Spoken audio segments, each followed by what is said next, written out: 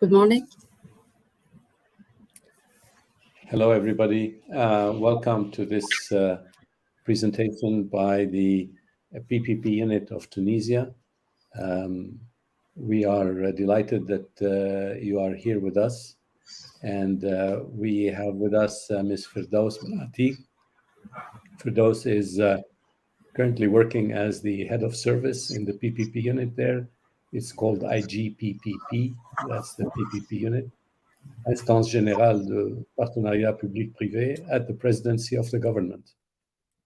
She obtained her master's degree in forecasting of economic systems and financial markets from the Higher Institute of from the Higher Institute of I'm missing my notes. I apologize. So, that's okay. But for those, the important thing is, other than your educational background, is really your work in PPP and your being a senior member of the PPP unit of Tunisia. So we are delighted to have you with us, and please go ahead and we'll take some questions later on. If you have questions, please put them in the Q&A box and not in the chat box, but feel free to ask any questions you have, and we'll give the floor now to Firdaus. Okay, thank you very much, Mr. Ziyad. Good afternoon, good morning, everyone. It's a pleasure for me actually to be part of this webinar and to be the speaker of the Tunisia PPP unit. Before starting my presentation, please let me address on behalf of Mr. Atif Majdoub, the president of the PPP unit of Tunisia, his sincere thanks to all the members of the WAPPP team and all the organizer, especially the WAPPP president, Mr. Zaid Alexander Hayek, and Mrs. Jinan Ghosh for inviting us to the WAPPP Annual Congress. Our presentation focuses especially on the legal framework and the major innovations introduced since 2019, and the latest PPP project pipeline, as well as the questions of how the government is dealing with maybe the climate change issues. So let's move.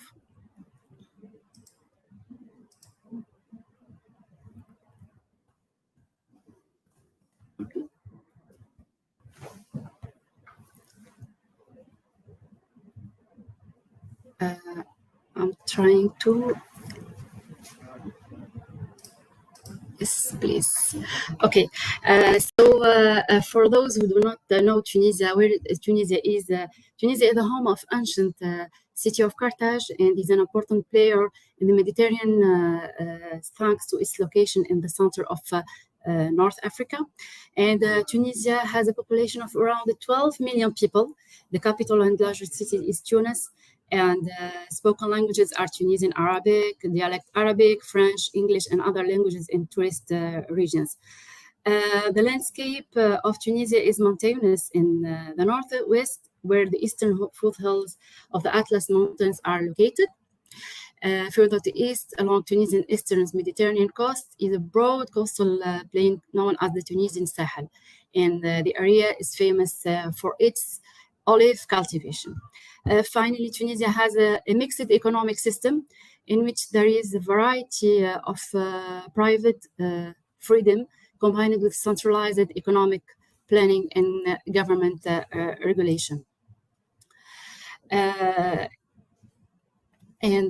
Of course, here are some places that you are welcome to visit in Tunisia. Starting from the north, you can visit Sidi Bou Said in Tunis, Caves of Hawari in Naples, Carthage, the Theater of Douga in Beja, and also in the center of Tunisia, you can visit the Sous in Qantawi, Mahdiya in Al-Jam, Sbitla in Kasrin, and Kirwan. For the south of Tunisia, you can visit the oasis of Tozur, Djerba, Tatawin, and Sahara of Douz. Now, moving to the evolution of the PPP legal framework. Actually, Tunisia has experienced it quite early since 1613, some forms of partnership between the state and the private sector for concession projects in the field of fisheries and in the railway sector. Tunisia nowadays has an attractive legal framework for PPP projects. And the current legal framework of PPPs is essentially based on the following texts. We find on the one hand sectoral texts, and the other hand we find the law of 2008, which has related concession that is user pays. In 2015, a new law has been promulgated related to government-based contracts. And then in 2016, a governmental decree has been promulgated related to procedure for tendering and awarding government-based contract. In 2019, the law of the law has been promulgated related to improving the investment and business climate, and which contains a set of provisions aiming at facilitating procedures related to concessions and PPP contracts. Then we have the governmental decree, which has been promulgated in 2020, related to procedures for tendering and awarding concessions. And in 2021, another law has been promulgated related to the setting of special measures for concession contracts term extension, especially for the event of post-COVID and the sanitary crisis of post-COVID. And also in 2021, a decree law has been promulgated related to the 2022 Finance Act for the creation of a special support fund for PPPs. And finally, a presidential decree has been promulgated fixing the new organization and the attribution of the IGPP, which will further improve the IGPP organization and its governance. Now, as we are talking about the legal framework, what are the major reforms introduced to the PPP legal framework since 2019, 2020, 2021, and 2022? So we can start with, first of all, the administrative authorizations.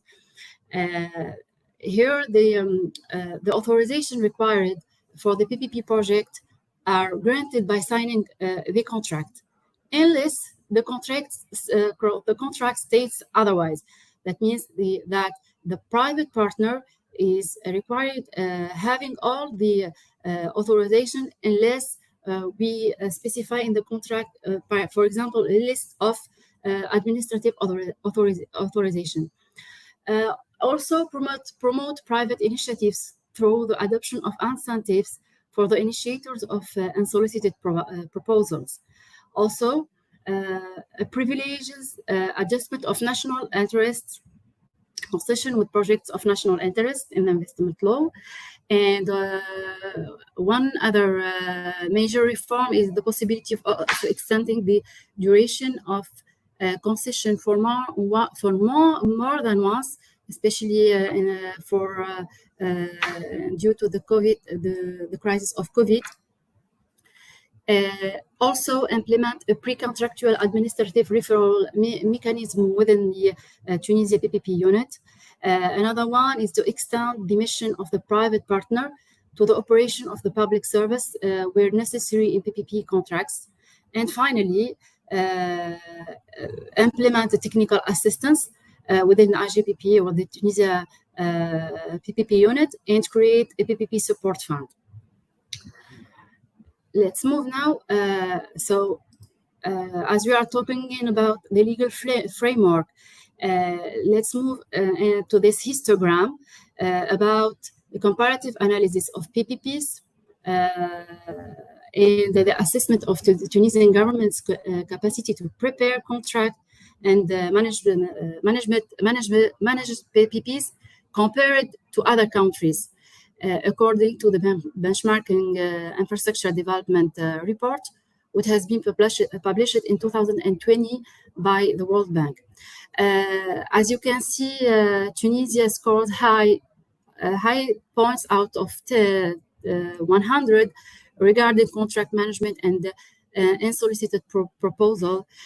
However, we think that we should work more and enhance the legal framework, especially regarding the preparation phase for the good development PPP projects.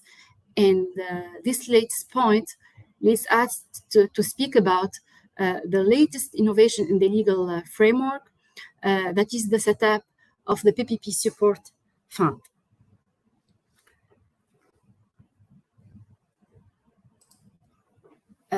Yes, in fact, the lack of preparation and capacity building has been identified as a major challenge for the development of PPPs in Tunisia. When assessing the existing pipeline and also by various reports like OCDE, and is a frequent recommendation for IGPP advisors. So, and as a matter of fact, and in order to help various Tunisian government entities like line ministries, state-owned enterprises, local government units, and developing and preparing PPP projects, the Tunisian government has decided in December 2021 to launch a PPP project development fund called the Fond d'appui au PPP, the PPP Support Fund, and the fund was initially launched with the Article 13 of the latest Finance Law 2022, and here are some details of the fund. Well, regarding the fund's duration, will be with initial operating a period of 5 years with possibility of extension. And regarding the fund's source, it will be national, also international donation. And we have the approval from our partner, the bank, la Caisse des dépôts et consignation CDC, with 15 million TND. Regarding the eligible projects, all projects are eligible for the activity of the PPP Support Fund, provided that they comply with the highest sustainable development standards. And for the eligible activities, it will support the general PPP capacity building, the projects preparation, and projects monitoring. And finally, for the first 5 years, the fund will support at least 46 projects during the preparation or transaction phase, and with an objective to sign at least 10 new contracts. Now let's move now to the main sector in the PPP pipeline. So we have different projects actually, and we can start with the first one, which is transport and logistics. We have first of all the metro of Sfax, the first part of the project, which consists on the realization of a new public transport network for Sfax metropolitan area, and the feasibility of the project has been approved by the IGPP, and the financial also viability of the project has been approved by the Ministry of Finance, and the call for tenders for the second phase will be in September 2022. We have also in Fida deep water port. For this project, the EPC first phase has been achieved, and the call for tender will be launched in September 2022 in the form of BOT. Also, we have Gargour and Bouchama logistic areas. This area projects aim to support the development of Port of Sfax, and it is in the phase of call of expressions for interest to pre-select some private investors. Let's move now to the urban sector. We have also some projects. We do have the Sfax Taparura Coastal Urban Development Projects, the valorization in the urban development of Ben Ghayada Lagoon. And these two projects are now in the pre-feasibility studies. Pre-feasibility studies are ongoing, and the tender for call will be in October 2022. We have also the Lake of Sijumi Enhancement and Development Project. It is in the study phase. It is in the study phase, yes. Let's move now to water and sanitation projects. We have Tunis North water treatment plant. So this project actually is a phase of the selection of a list of investors as part of the tender settlement, and the tender for call is estimated in September, October. We have also Jrado hazardous waste treatment project and 2 centers of reception, storage, and conversion in Sfax and Gibis. This project, actually, this is the only existing treatment center, and preliminary studies have been completed as of now. We have also, in the tourism sector, we have the development project for the port of Sidi Bou Said in Tunis, the Marina Sidi Bou Said. And this project, it's in the study phase, and maybe in end of this year, the tender call for tenders will be launched.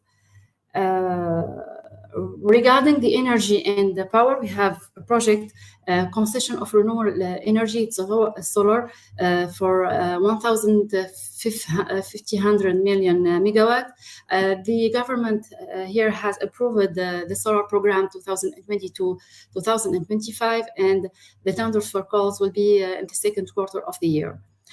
We have also the integrated hydraulic phosphate transport project to chemical group plants Schira. It is in the study phase now, and the call for tenders will be launched in the third trimester of this year. Finally, we have we have cultural projects and municipal projects. As part of the cultural projects, we have the concessions project for historical interest buildings, and this project aims to protect and enhance the architectural heritage and diversify the tourism offer, and is part of the Tunisia is our destination framework funded by the European Union. We do have a successful story after signature of the first project of the rehabilitation and development of the old historical of the site Karaka in Halqa al-Waid. In December 2021, we have other projects which are being explored based on the success and lessons learned from this first experience. And we have currently a concession call for tender for the casino in Hammam Lamf, which is a protected historical monument inaugurated in 1894.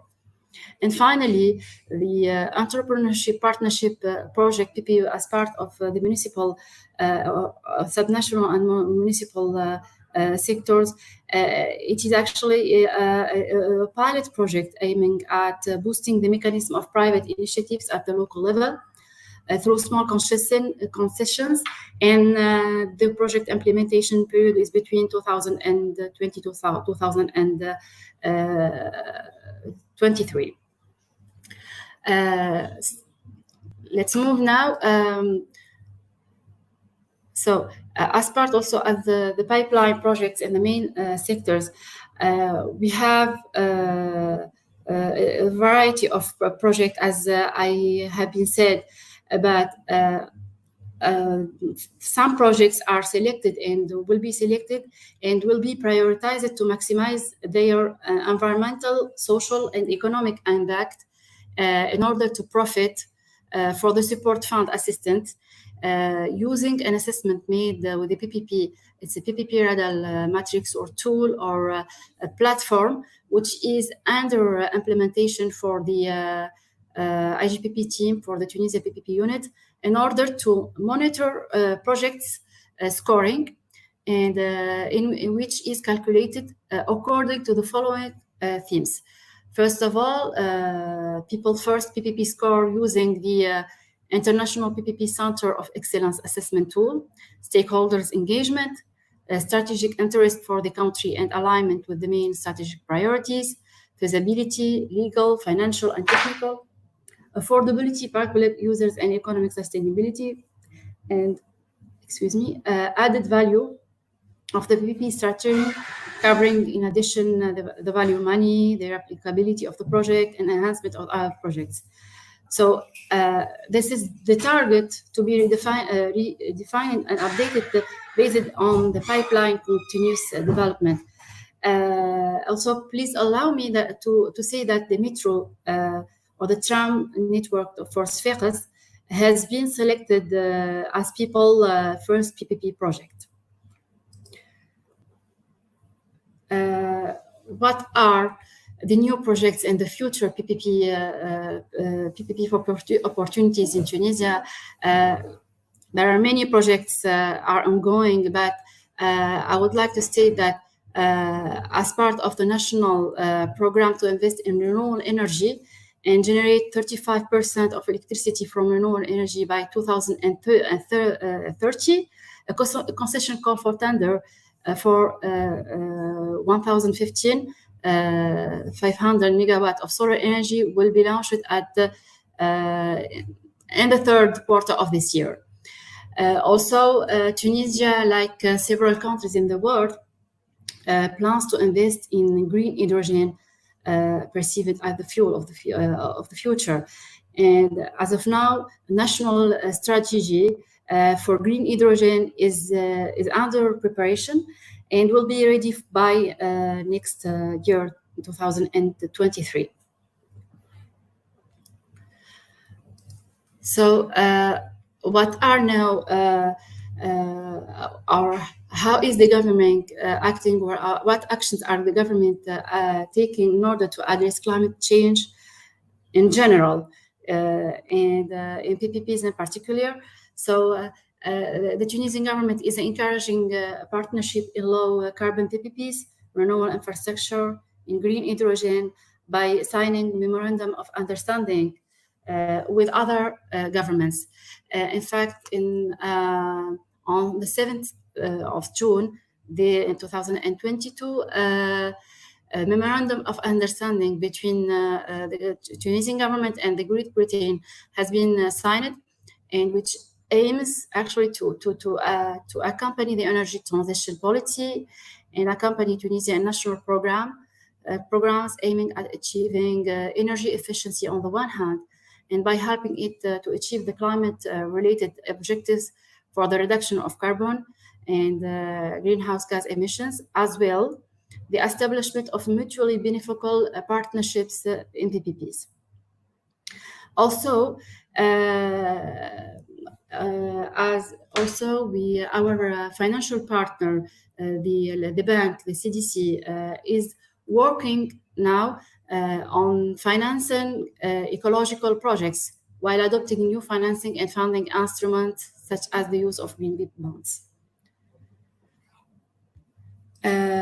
Finally, regarding the contractual adjustment mechanism, especially regarding the risk sharing and force majeure clauses, I can say that the risk sharing and force majeure clauses are included in both the 2008 and 2015 laws for concession, the law of concessions and the law of government-based contracts, and which states as example the following.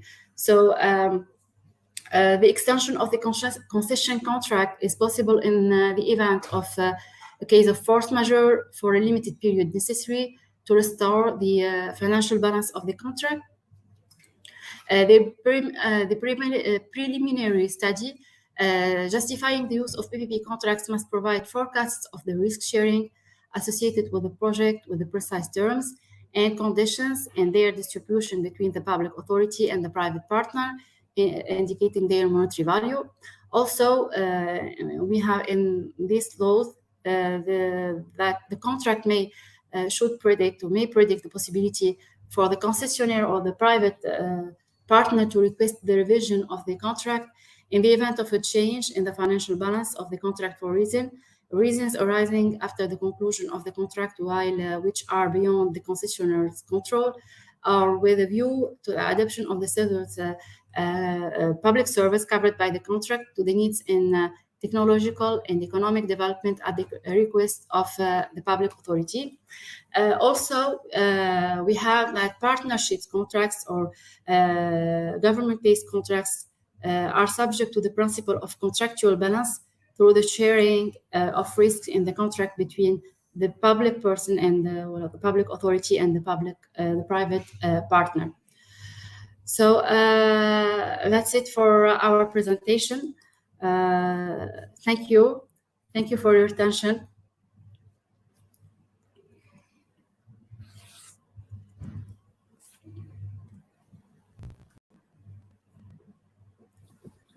Thank you very much for this presentation.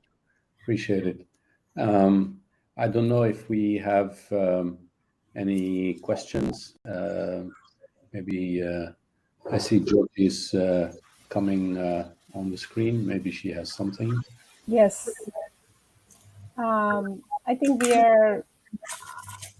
one thing I want to understand more, and I'm sure it would be useful for other PPP units to understand in terms of your contract management versus PPP project preparation. You highlighted the where you kind of stand in comparison to your peers. I think could you elaborate a little bit on some of the things which you're doing well on contract management? We had a wonderful session earlier today on contract management, and there were a lot of questions, and I think it'll be useful to understand and learn from Tunisia on this aspect. Thank you. Okay. If I am understanding regarding the contract management, how is it is elaborated? Yes. Yes. Well, as part of the management of contracts here, as we are monitoring the projects which are submitted by the public authorities, so we can assist the public authorities in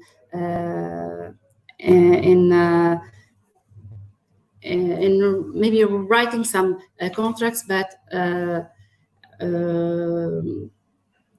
as of now, as we have the PPP, the support fund which has been initiated we can help public authorities in the phase of doing their contracts properly. I mean, and we have to make sure that the contract is win-win contract for the public and for the private sector, and it should include some provisions regarding the risk sharing between the public and the private sector. I think I hope I understood the questions. Well, you did answer it in part. Yes, I think. I mean, it's very interesting to see the PPP unit of Tunisia. It's like always trying to incorporate things that you guys learn, so that you've incorporated the concept of people first PPP. You've incorporated with COVID the concept of creating a fund to support PPP projects, especially if nothing else for the preparation of the PPP projects.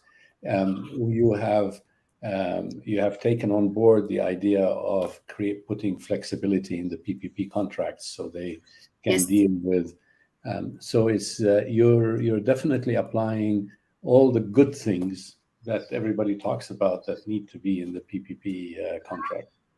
So this is very interesting. I know that Tunisia is going through, I mean, it has gone through government changes and things like this, so it hasn't always been easy to maintain some continuity, but obviously you're on the right track. You've mentioned some projects, but I know also that you have several projects intended in the phosphates field, and I didn't hear you talk about that. Do you want to mention anything about that? Is there the phosphate? Yes, that is the integrated hydrolytic phosphate. Yes, actually, this is a project. Well, as I said, it's in the study phase, and the tender for call will be launched in the third quarter of this year, and but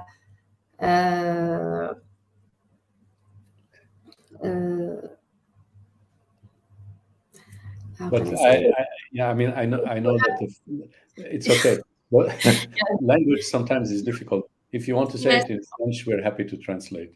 I know, because I know phosphates is a big industry in Tunisia, and you have a long history. You've had a 100-year history of exporting potash, and now you have some projects coming up there. If you want to say it in French, happy to translate.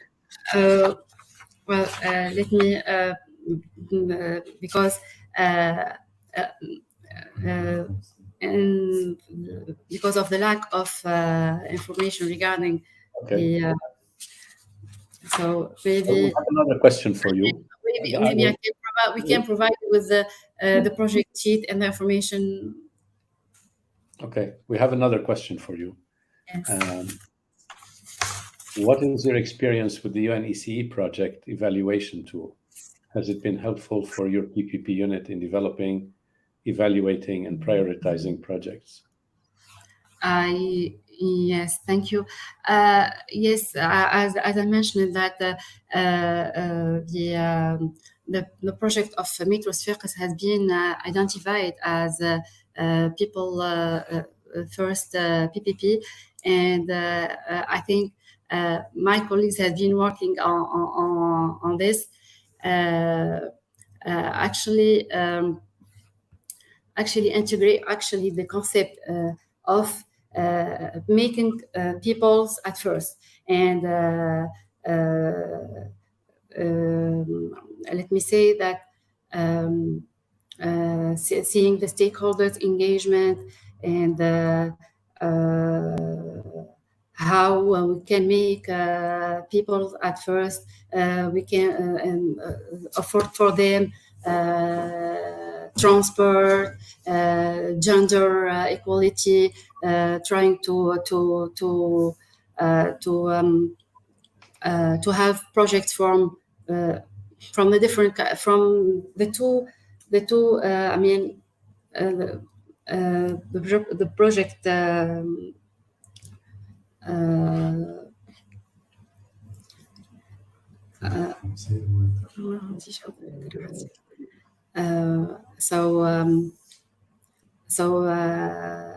as we said that in order to select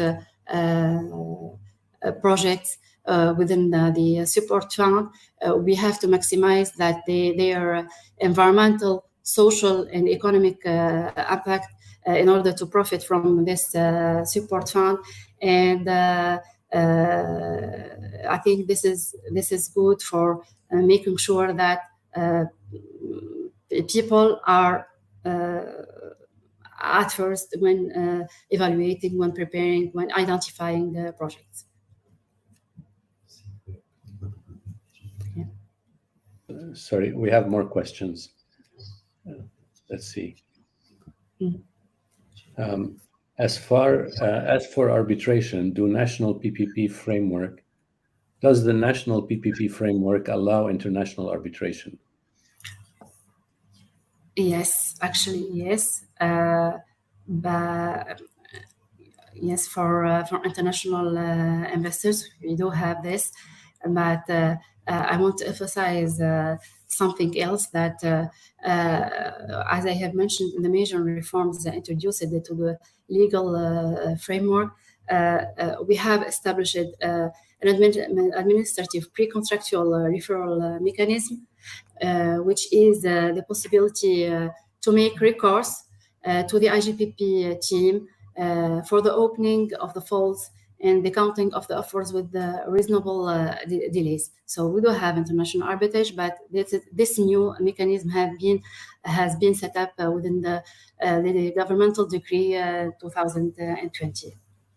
So you did have international arbitration, and now what is the role of IGPP? A pre-contractual contractual referral mechanism. That is, the private partner will have the possibility to make recourse to the Tunisia PPP unit, to IGPP, for some phases, in the opening of the falls and also the countings of the efforts, but of course with the reasonable deadlines. Okay, but for the contract itself, it does have international arbitration. Yeah. Okay. There's another question about, if people want to find out more information, yes, where do they go? What is your website Yes, you can go to www.igpp.tn. www.igpp.tn. Okay, igpp.tn. TN.tn, yes. Yeah, for Tunisia. Excellent. All right. Well, it's missing a piece, Jyoti. In the chat, it's IGPPP, triple P. Yes, and then TN. Okay. I think, maybe we will leave it there. Thank you very much. We will,